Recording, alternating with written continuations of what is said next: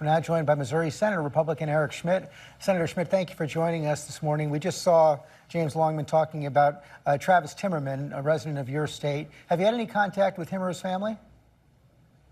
I haven't. It's positive news, of course, and we're happy to see that revelation. And of course, there's a lot more that's going to unfold there. But I think President Trump's been clear as far as us intervening there. I don't think that's a situation that we should do. But I do think diplomacy will be important, especially in these critical hours in the aftermath of Assad, being overthrown. The president has said we're not going to President-elect has said we're not going to intervene there. He says the United States should have nothing to do with it. But we are there right now. There are U.S. troops in Syria conducting counterterrorism operations against ISIS. Do you think those troops should remain? Well, I think that's a longer discussion, and a discussion that President Trump had in his first term. I do think we're entering a new phase, though, of realism in this country. President Trump would be less interventionist, and we get back to our core national interests, principally defending the homeland, the Indo-Pacific, and China. And so I think that's a longer-term conversation. We'll make sure everybody's safe over there. That's the first order of business. But again, I think people have had enough of these forever wars all across the world. We can't be everywhere all at once all the time. That's just not our capability. So I think that I'm welcoming President Trump come in with this agenda. Even if that means ISIS gaining a foothold in Syria? Well, I think, understanding what terrorism means around the world is important, but having these tripwires in other regions that pull us into wars, I think the American people have had enough of that. And I think President Trump was pretty clear about it, not only his first term, but when he campaigned.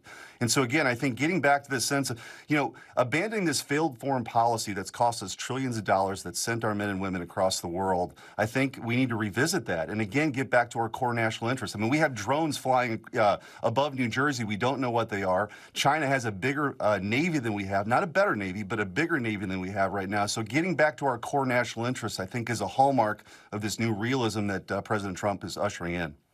President's nominee for Director of National Intelligence, Tulsi Gabbard, has a history with Bashar al-Assad and his regime. She met with Assad. She has said supportive things about him, said he wasn't an enemy of the United States, also questioned whether he used chemical weapons. Does that give you any concerns as she faces confirmation for Director of National Intelligence? I know Tulsi Gabbard. She's a patriot. She served our country honorably. She, I think, fits the reform agenda. President Trump ran on disrupting permanent Washington and having people who are going to view things differently. The intelligence agencies in this country were part of the Hunter Biden laptop, suppressing that story. There's a lot of reform, George, that needs to happen in those agencies. Tulsi Gabbard is somebody who I think can execute on that. And she also is somebody that believes in our Constitution, individual liberties. And I think this smearing her as some sort of foreign asset is a slur against her. And I look forward to her opportunity to answer these questions in these Senate confirmation hearings. So you do have questions about her relationship with the Assad regime, or no?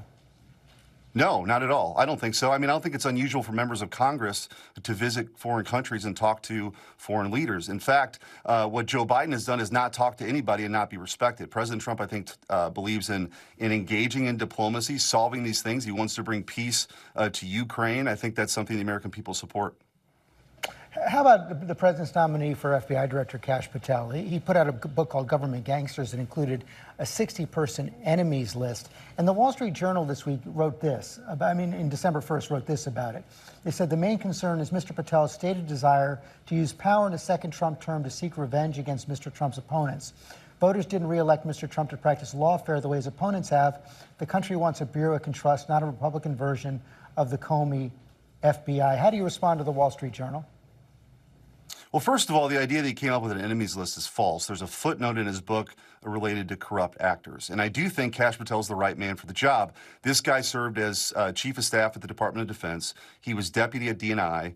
He was a prosecutor. He was a public defender. And let's review the tape here. The FBI was involved in spying on President Trump in 2016. The FBI was involved in the Hunter Biden laptop cover-up. They pre-bunked that story with big tech. The FBI has investigated Catholics because they attend traditional Latin Mass. And the FBI has investigated parents who show up to school board meetings because under the auspices of the Patriot Act. That agency is in desperate need of reform. Kash Patel is very qualified, and I think he's going to get the support in the Senate. Finally, I want to ask you about President-elect Trump's decision to pardon those involved in the January 6th riots. You spoke out about January 6th. You said violence cannot be tolerated. Are you confident that President-elect Trump will not pardon those who actually engaged and were convicted of violent acts? I think President Trump, what he said is he's going to look at these cases on an individual basis. And as a former prosecutor or former attorney general, that's the exact right approach. And I think you do separate violent acts from nonviolent acts, but I think he's been pretty clear he's going to view these individually.